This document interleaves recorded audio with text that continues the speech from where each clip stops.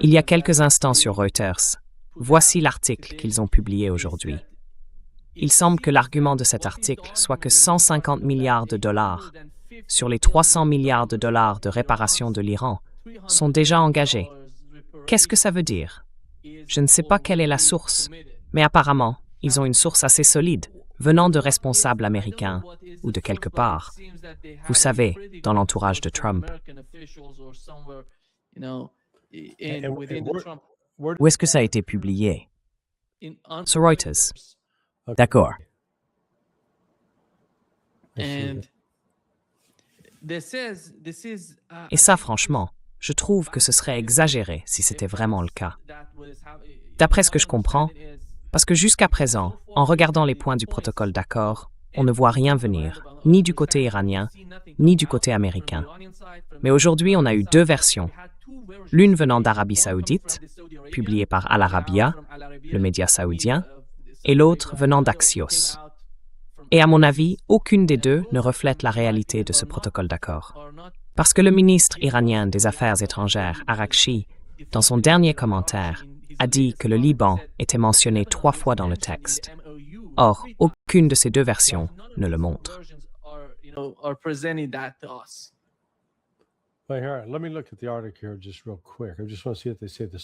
Laissez-moi regarder l'article une seconde. Je veux juste voir quelle est leur source. Vous savez, celui qui disait que la moitié avait déjà été engagée. Oui, voilà. Donc, d'après ce qu'ils disent, des entreprises privées en Corée du Sud, au Japon, à Singapour, en Malaisie et aux États-Unis ont pris des engagements financiers pour investir, pour injecter de l'argent dans l'économie iranienne. C'est comme ça que je le comprends. Et ça veut dire qu'ils ont, à ce stade, des promesses allant jusqu'à 150 milliards de dollars.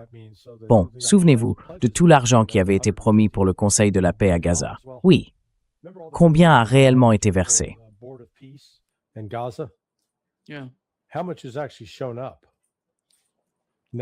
Je crois que la dernière fois qu'on l'a entendu, c'était vide. Oui, oui. J'espère qu'en Iran, ils gardent ça en tête, s'ils ne veulent pas se retrouver avec une série de promesses creuses. Vous voyez ce que je veux dire? On ne veut pas avoir affaire à quelqu'un comme Wimpy dans Popeye. Ce type qui dit toujours « Je te paierai mardi pour un hamburger aujourd'hui ». En gros, il veut le hamburger tout de suite et il te paiera peut-être la prochaine fois qu'il te croise. Ce qui peut être vrai ou pas.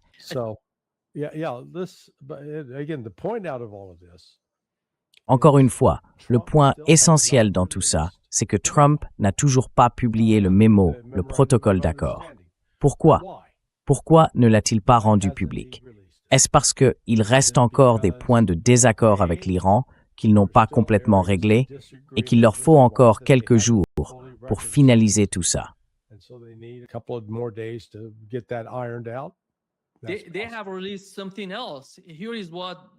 Ils ont publié autre chose. Voici ce que la Maison-Blanche a rendu public jusqu'à présent, les points clés du protocole d'accord. Le premier, l'Iran n'aura jamais d'armes nucléaires. Le deuxième, le président Trump a mis fin au combat sur tous les fronts, y compris au Liban. Pas de guerre sans fin. Le troisième est gratuit, et le quatrième est crucial. Ce quatrième point est bien plus important que les autres. La récompense de l'Iran provient de ses propres fonds gelés, pas de l'argent des contribuables américains, et seulement après qu'il aura respecté ce qui est écrit plus bas, c'est-à-dire pas d'armes nucléaires, pas de levée totale des sanctions. Autrement dit, l'Iran doit s'abstenir totalement de fabriquer des armes nucléaires.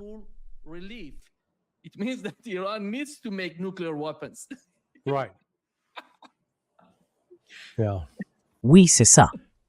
On appelle ça SPAN. Donc j'expliquais les autres raisons possibles pour lesquelles il ne l'a pas encore publié. Vous savez, ils n'ont toujours pas rendu public le protocole d'accord. Alors est-ce que c'est parce qu'il reste encore des points à discuter, qu'ils débattent toujours, qu'ils essaient de trouver un compromis? Ou bien est-ce que, oui, tout est déjà bouclé, mais qu'ils craignaient que s'ils le publiaient avant vendredi, la réaction des sionistes et des néoconservateurs soit tellement forte que ça risque de faire capoter la signature de l'accord. Moi, je pense que c'est plutôt cette deuxième option.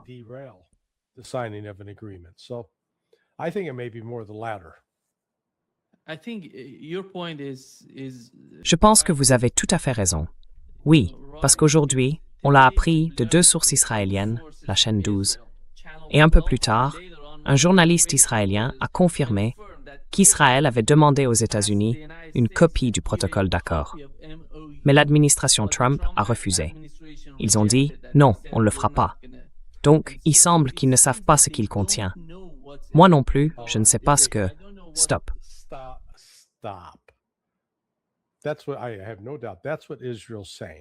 Je n'ai aucun doute. C'est ce que dit Israël. Vous les croyez-vous? Non. Ou bien vous pensez qu'ils ont vraiment des espions à l'intérieur de l'administration Trump qui leur transmettent les infos. Donc Israël, ils savent exactement ce qu'il y a dedans. Ils jouent cette carte maintenant pour essayer de se faire passer pour la victime. Ils ne nous ont rien dit. On ne sait rien. Ils savent tout, et c'est justement pour ça qu'ils sont furieux et qu'ils paniquent. C'est pour ça que je pense que c'est un peu pertinent de Tower. Oui, non, je te taquine un peu, c'est tout. Parce que je vois bien ton point. Oui, tu fais passer ton idée. Le point essentiel, c'est qu'Israël sait tout. Mais je ne comprends pas pourquoi il demande officiellement aux États-Unis. Qu'est-ce que ça veut dire? C'est fait pour mettre Trump dans l'embarras, pour qu'il puisse se présenter comme des victimes. Oh, on n'a rien vu venir. On n'avait aucune idée que ça allait nous arriver. Et ce méchant Donald Trump nous a fait ça. Vous savez, si vous avez regardé, je ne pense pas que vous en ayez eu l'occasion. Et franchement, je ne le recommande pas. C'est mauvais pour le cerveau.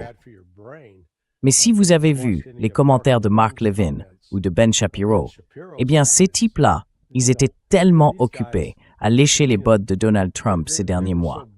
Oh, Donald Trump est le plus grand président de tous les temps parce qu'il s'en va et qu'il, vous savez, met une raclée à l'Iran. Maintenant, il dit « Je déteste Donald Trump ».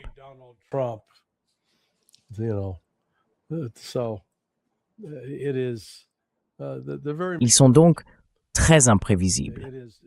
Je pense que Trump a décidé d'aller de l'avant avec ça parce qu'il a reçu les derniers sondages et qu'ils ne sont pas bons. Il sait que s'il ne change pas de cap maintenant, alors on lui dit « Tu vas perdre le soutien des électeurs juifs ». Mais le sondeur lui répondra que les Juifs ne représentent pas un bloc électoral très important et qu'ils ne votent pas tous de la même façon. Beaucoup pourraient même le soutenir pour avoir conclu un accord comme celui-là. Et vous savez, je pense qu'il a compris que c'est sorti dans les infos hier, que la réserve stratégique de pétrole des États-Unis est maintenant à 360 millions de barils. Ça paraît énorme. Mais ensuite, on se demande, combien de barils de pétrole les États-Unis consomment-ils chaque jour?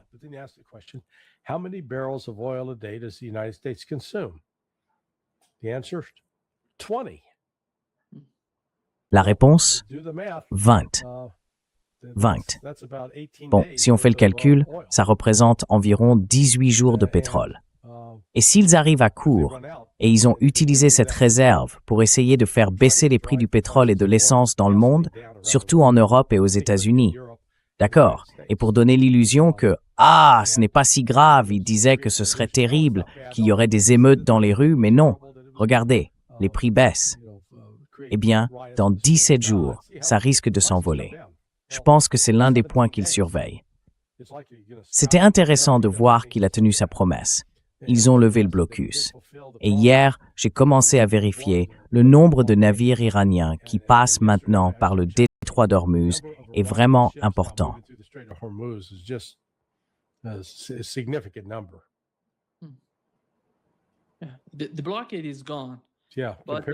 Le blocus est levé, oui. Mais il contrôle toujours le détroit d'Ormuz. Oui. Et aujourd'hui, j'ai parlé avec le professeur Manning. Il m'a dit que pendant 60 jours, il n'y aurait plus aucun droit, aucun frais, aucun péage dans le détroit d'Ormuz. Mais, comme Axios l'a rapporté aujourd'hui, il y a un nouveau mécanisme pour le détroit d'Ormuz.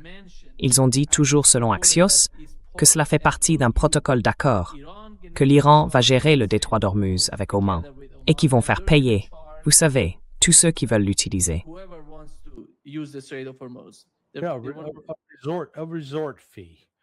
Avant, quand on allait à Vegas, c'était presque eux qui vous payaient pour venir jouer. Aujourd'hui, avec les grandes entreprises qui ont pris le contrôle, eh bien, vous payez votre chambre d'hôtel, vous payez le petit déjeuner, et en plus, ils vous facturent des frais de séjour.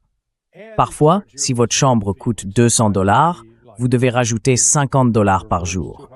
Alors, si vous restez 10 jours, ça fait $500 de plus, juste comme ça. Eh bien, c'est un peu la même chose avec l'Iran. L'Iran fait pareil avec les navires qui veulent passer par le détroit d'Ormuz. À chaque passage, il faut payer.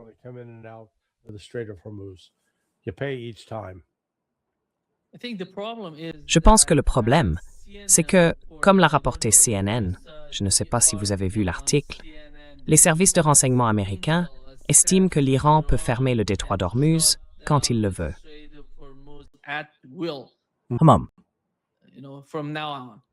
Vous savez, à partir de maintenant, leur évaluation, c'est que si l'Iran, enfin, il dit que leur analyse montre qu'il serait impossible d'ouvrir le détroit d'Ormuz sans le consentement de l'Iran.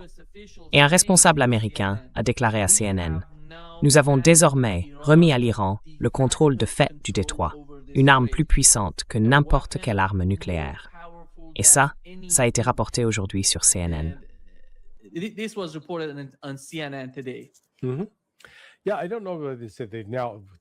Je ne sais pas s'ils ont dit qu'ils l'avaient fait maintenant.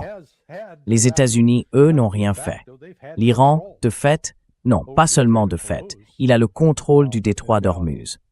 Et maintenant, la question, c'est de savoir quels autres pays sont prêts à reconnaître la revendication de l'Iran comme légitime, comme légale. Les Européens, les Allemands et les Britanniques continuent de dire « Non, non, non, c'est illégal, c'est une voie maritime internationale ». Mais là, on a l'impression qu'au moins, les États-Unis ont fini par admettre que oui, c'est un acte légal de la part de l'Iran.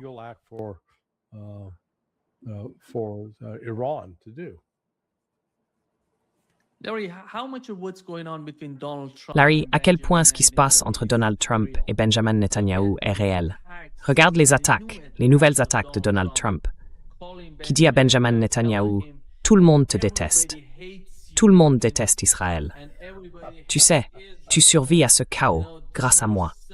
Israël est en vie grâce à moi. » Et ce genre de propos, cette manière de rabaisser Benjamin Netanyahou, même si on part du principe que tout ça est faux, que c'est une sorte de mise en scène, c'est quand même terriblement humiliant pour Benjamin Netanyahou.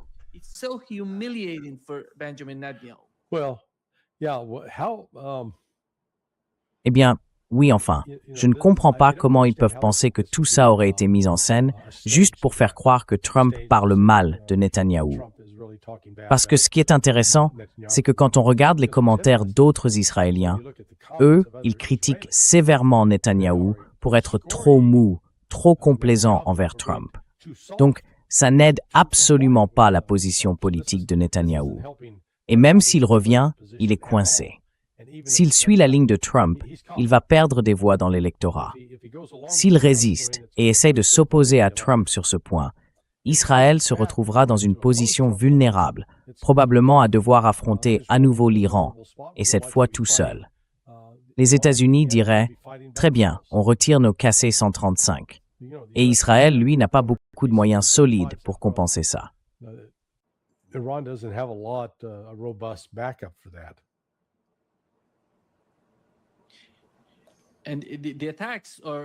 Et les attaques sont...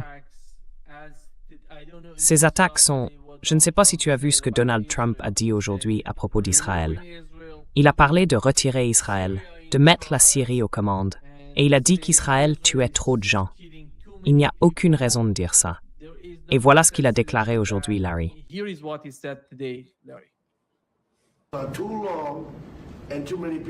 C'est trop long. Et il y a beaucoup trop de gens qui se font tuer. On n'a pas besoin de raser un immeuble à chaque fois qu'on cherche quelqu'un. parce qu'il y a plein de gens qui vivent dans ces immeubles. Et je peux vous dire qu'ils ne sont pas tous du Hezbollah. J'ai suggéré à Israël de laisser la Syrie s'occuper du Hezbollah, parce que franchement, je pense qu'ils feraient un meilleur travail. Sans nous, sans les États-Unis, il n'y aurait pas d'Israël. Sans moi, il n'y aurait pas d'Israël, parce qu'aucun autre président n'a été prêt à faire ce que j'ai fait. J'ai eu une très bonne relation avec Bibi, mais maintenant, Bibi doit être plus responsable vis-à-vis du Liban. Be more responsible with respect to Lebanon. Lebanon used to be a great country. It was a country where Le Liban, autrefois, c'était un grand pays. Un pays où il y avait des professeurs, des médecins, des avocats. L'intelligence, la vraie, se trouvait au Liban. Aujourd'hui, c'est terrible.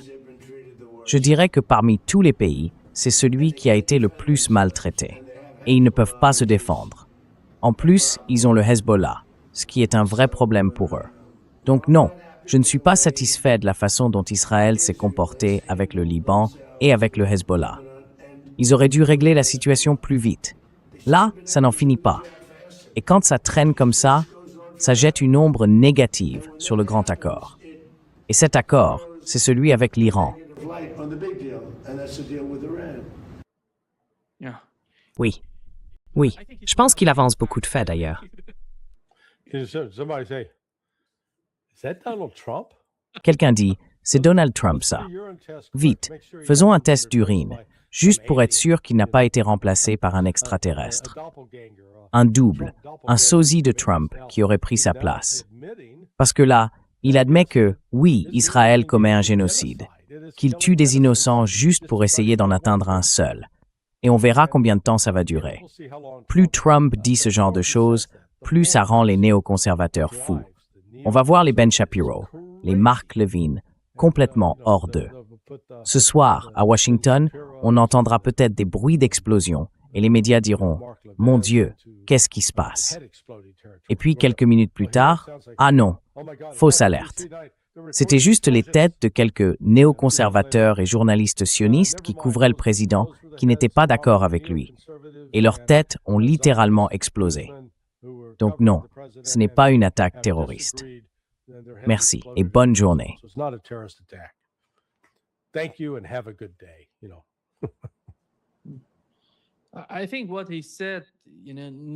Je pense que ce qu'il a dit, c'est que personne n'aurait fait pour Israël ce que Donald Trump a fait. En gros, il parle de la guerre contre l'Iran, je crois. C'était le rêve de Benjamin Netanyahou depuis des années. Eh bien, il l'a maintenant, et il doit assumer les conséquences de cette guerre. En fait, ce à quoi il est confronté aujourd'hui, c'est le résultat, la réalité, de la guerre qu'il voulait depuis si longtemps. Oui, voilà, il doit affronter ses conséquences. Il n'y a pas d'autre issue pour Israël.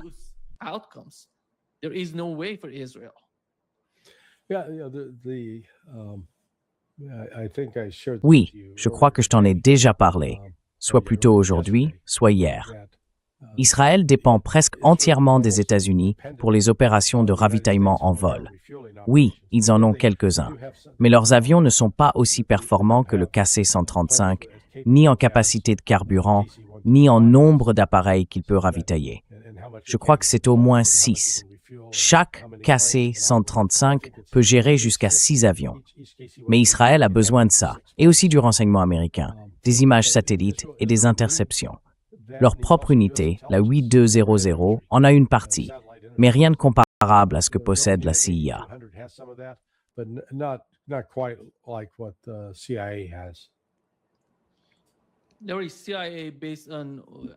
D'après les informations d'Axios, la CIA affirme que ce que l'Iran dit dans ses échanges avec les Américains, notamment à propos de son programme nucléaire, n'est pas honnête. Ils ne sont pas sincères dans la manière dont ils s'adressent aux États-Unis, parce qu'en coulisses, selon les renseignements recueillis par la CIA, leur discours est différent. Leur évaluation, en interne, n'est pas la même. Et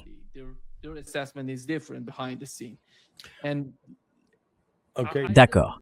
Est-ce qu'il a dit en quoi c'était différent? oui, il a dit que l'Iran Enfin, il ne l'a pas mentionné directement, mais il affirme que c'est complètement différent, tu vois, entre ce qu'ils discutent dans les négociations en cours sur leur programme nucléaire et ce qui se passe en coulisses.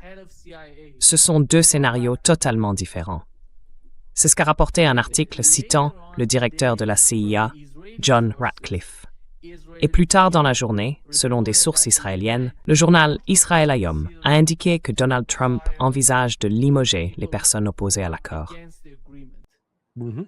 So they talked about, yeah, I saw that. Alors il parle de virer Ratcliffe, Hegseth et Rubio. Rubio. Ouais, ça disait que Rubio était en dessous de Ratcliffe et Hegseth. Peut-être que Ratcliffe et Hegseth seront les deux premiers à être virés. Okay, so here was D'accord. Alors voilà. J'ai vérifié rapidement l'évaluation du DNI, c'est-à-dire l'évaluation de la communauté du renseignement. En gros, ça regroupe les principaux services de collecte.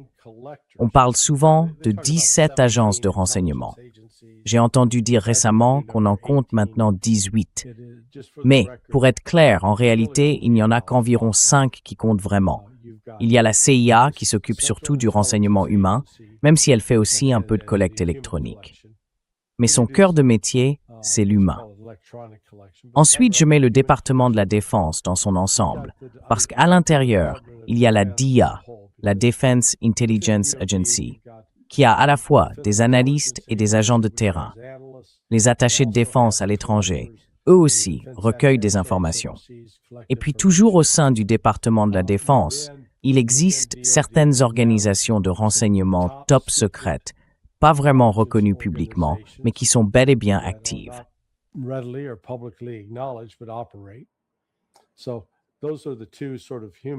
Donc voilà, on a en quelque sorte deux types d'acteurs humains.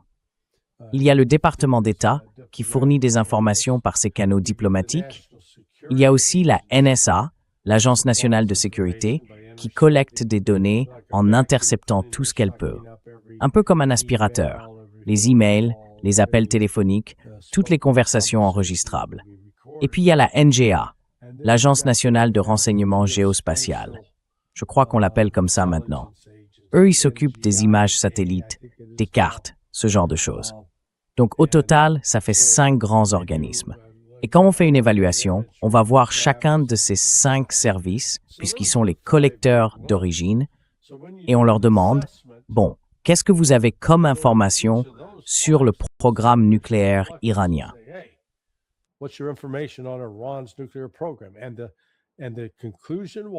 Et la conclusion, c'était qu'elle a dit qu'à l'heure actuelle, l'Iran ne fabrique pas d'armes nucléaires. Le guide suprême n'a pas réautorisé le programme d'armement qui avait été suspendu en 2003, et la communauté du renseignement continue de surveiller toute décision de la part de la direction iranienne actuelle ou future d'en relancer un. Donc, l'évaluation de la CIA reste la même. C'est pour ça que je dis ça, pour que Ratcliffe sorte maintenant et affirme que, ah non, la CIA a aujourd'hui une vision complètement différente. Eh bien, attendez une seconde. Quelle information précise avez-vous vue au cours des 12 derniers mois qui vous aurait poussé à faire un virage à 180 degrés, à changer totalement de position?